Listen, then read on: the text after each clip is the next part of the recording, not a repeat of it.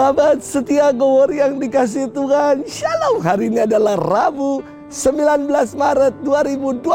Hari ini kita merayakan Hari Raya Santo Yusuf, suami Santa Perawan Maria. Nama Yusuf berakar kata Ibrani yang berarti Allah menghapus aibku. Wah. Gereja mengangkat Santo Yusuf sebagai pelindung gereja universal. Dalam kitab suci, pribadi Santo Yusuf itu tidak pernah ditulis perkataannya. Namun dalam diamnya, ia banyak melakukan kehendak Allah. Pas sekali dengan profesi Santo Yusuf sebagai tukang kayu yang bicara lewat karya-karyanya, bukan dengan kata-katanya. Maka jalan spiritualitas Santo Yusuf dalam Patris Corde yang ditulis oleh Bapak Suci, bahwa jalan spiritualitas Santo Yusuf bukanlah jalan untuk menjelaskan segala sesuatu, tetapi jalan untuk melakukan kehendak Allah, untuk menerima semuanya dan percaya sepenuhnya pada Allah. Ia tidak pernah membantah kehendak Allah, melainkan selalu berupaya menunaikan kehendak Allah dengan setia. Inilah Santo Yusuf yang seharusnya menjadi teladan bagi semua orang beriman, karena ia dalam diamnya selalu berkarya dan melaksanakan kehendak Allah. Kita akan bersama-sama hari ini merenungkan firman Tuhan yang diambil dari Injil Lukas 2 ayat 41 sampai dengan 51. Mari kita siapkan hati kita. Terpujilah Kristus Tuhan, Raja mulia dan kekal. Berbahagialah orang yang diam di rumahmu, yang memuji-muji Engkau tanpa henti. Terpujilah Kristus Tuhan, Raja mulia dan kekal. Tuhan bersamamu dan bersama rohmu. Inilah Injil suci menurut Lukas, dimuliakanlah Tuhan. Tiap-tiap tahun pada hari raya Paskah, orang tua Yesus pergi ke Yerusalem. Ketika Yesus telah berumur 12 tahun, pergilah mereka ke Yerusalem seperti lazimnya pada hari raya itu. Selesai hari-hari perayaan itu, ketika mereka berjalan pulang, tinggallah Yesus di Yerusalem tanpa diketahui orang tuanya. Karena mereka menyangka bahwa Yesus ada di antara orang-orang seperjalanan mereka, berjalanlah mereka sehari perjalanan jauhnya, lalu mencari dia di antara kaum keluarga dan kenalan. Karena tidak menemukan dia, kembalilah Maria dan Yusuf ke Yerusalem sambil terus mencari dia. Sesudah 3 hari, mereka menemukan Yesus dalam bait Allah.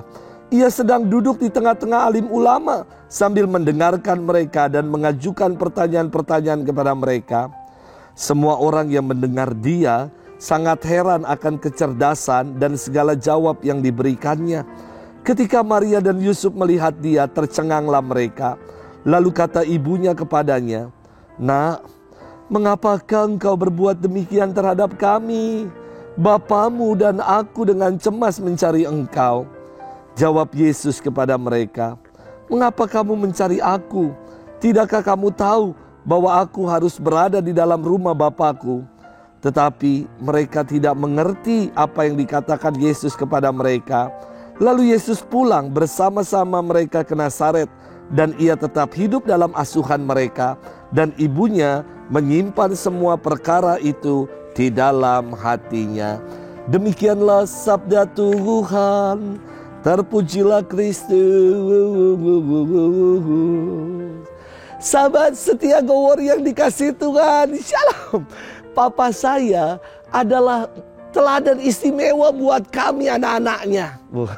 Mungkin gambaran perjuangan seorang ayah dapat dilukiskan seperti apa yang dinyanyikan oleh Ebit dalam lagunya yang mengatakan, "Kau tampak tua dan lelah, keringat mengucur deras, namun kau tetap tabah." Sahabat setia Go Word yang dikasihi Tuhan, Papa menghidupi kami keempat anaknya, supaya kami semua bisa makan, bisa bersekolah dengan baik. Dan ia mendidik kami anak-anaknya dalam iman Kristiani dengan memberikan contoh dan teladan yang istimewa. Kami tiap kali selalu diajak untuk berdoa bersama.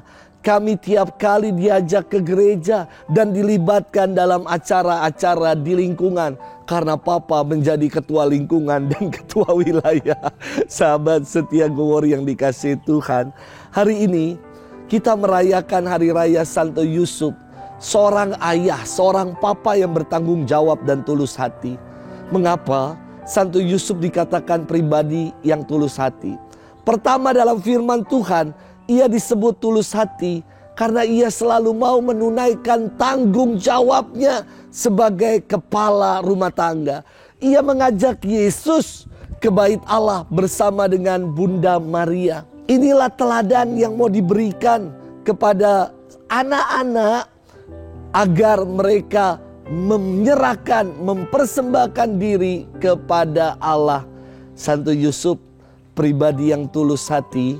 Dalam kisah lain, dia diceritakan pertama ketika mau mengambil Maria sebagai istrinya, tunangannya itu sudah mengandung. Dan Santo Yusuf tidak mau mencemarkan nama Maria di muka umum, maka ia bermaksud menceraikannya dengan diam-diam. Ketulusan hati Santo Yusuf nampak dalam firman Tuhan hari ini. Ketika ia menjumpai Yesus yang hilang, dia cari selama 3 hari bersama dengan Bunda Maria. Baru 3 hari kemudian ditemukan Yesus di Yerusalem di bait Allah.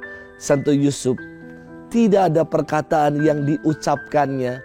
Mungkin dia hanya tersenyum lega menyaksikan Yesus anaknya yang berumur 12 tahun akhirnya ditemukan setelah hilang 3 hari.